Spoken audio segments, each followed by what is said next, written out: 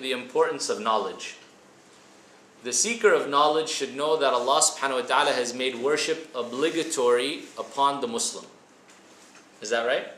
And we talked about worship in Islam is a very broad word. It doesn't mean praying 5 times a day, fasting Ramadan. No, it's more than that. Worship is every element and aspect of our life. This worship is not possible without knowledge. This is why the scholar said knowledge is more important than food and water. Food you can eat once a day and survive. You can drink once a day and you can survive.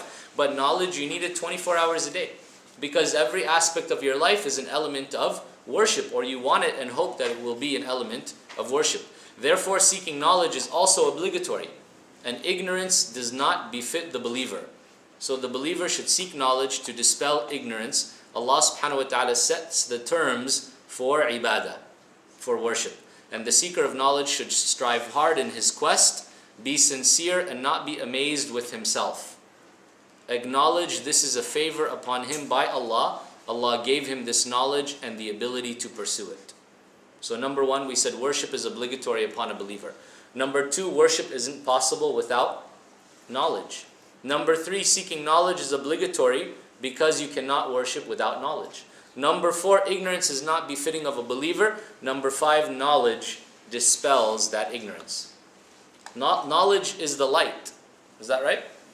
When you turn on the light, the darkness vanishes. قُلْ جَاءَ الْحَقُّ وَزَهَقَ الْبَاطِلِ إِنَّ الْبَاطِلَ كَانَ زَهُوقًا. Number 6, a person should continue to seek knowledge their whole life. This is important.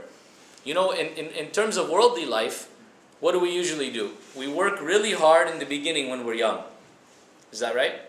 You get your bachelor's, maybe your master's, your PhD. Some will even do it right in a row. They don't even want to work or do anything. They said, I get all this knowledge seeking out of the way. Then I will enjoy my life and I will go and work. And maybe once every year or 2 years, I'll get some refresher course or whatever, because I'll stay in a nice hotel and there'll be a nice buffet and all this kind of stuff. And the work is paying for it, so I don't have to worry about it. But this is when you're talking about worldly life. But the knowledge of this religion, seeking knowledge, is a continuous process.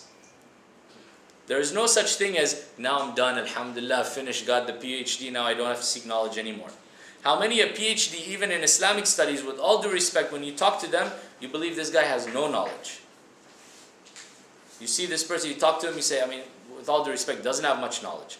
And other people, they have no degrees, but when you talk to them, you see that they have a lot of knowledge. I'm talking about Islam, about the religion of Allah subhanahu wa ta'ala.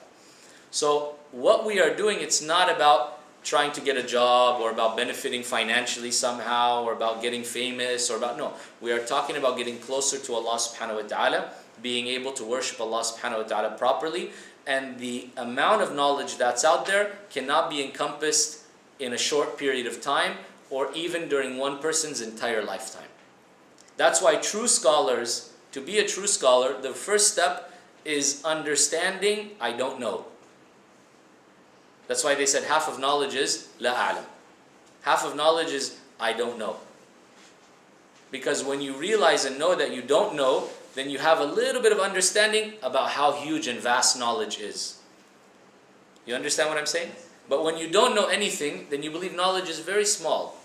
And that, oh, you know, I can just take a couple of courses, I can attend a couple of lectures, I'm finished, I got all the knowledge, alhamdulillah, finished. But the more you know, the more you realize that this is an ocean. It's like in the beginning, you're looking at the ocean through a small looking glass. You see a small circle of water, you say, this is it? Oh, I got it, alhamdulillah. Then you remove the glass and you see the ocean, you said, oh, wait a minute, there's so much. So that's why those that truly have knowledge, the beginning of it is just understanding how much knowledge is out there. And that no matter how much you get from the knowledge of Allah subhanahu wa ta'ala, take your finger and dip it in the ocean and pull it out and see how much water you get back. Nothing. One drop on your finger out of the entire ocean, it's nothing. So no matter how much we know, we still have to feel humble and know that there are people that are more knowledgeable than us, and even the most knowledgeable person, Allah subhanahu wa ta'ala knows far beyond. وَفَوْقَ كُلِّ ذِي عِلْمٍ عَلِيمٍ. There's always someone who is more knowledgeable. A seeker of knowledge should, number 1, be very sincere. We mentioned this already. If you compromise your sincerity in the pursuit of knowledge, then you are no longer pursuing knowledge. You understand that? If you compromise your sincerity in the pursuit of knowledge, then you are no longer pursuing knowledge. You are now pursuing whatever your intention is. You want to get rich because of knowledge, then you're pursuing money. You want to become famous because of the knowledge, you're pursuing fame. You want to be able to show off, you're pursuing your ability to show off and your ego. Whatever it is that your intention is, then that's what you're pursuing. But if you're really seeking and pursuing knowledge, then you have to have sincerity. You're doing it so that you can first and foremost benefit and save yourself. Number two, if you are insincere, knowledge will take you to hellfire. Knowledge does not come to those except for those who come to Allah subhanahu wa ta'ala. You have to come to Allah subhanahu wa ta'ala, then knowledge will come to you.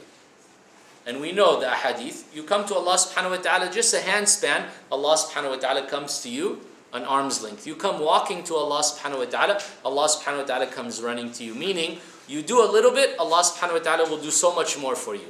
But He needs to see the first step from you.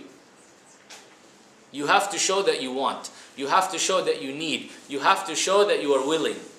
By working hard, by committing, by striving.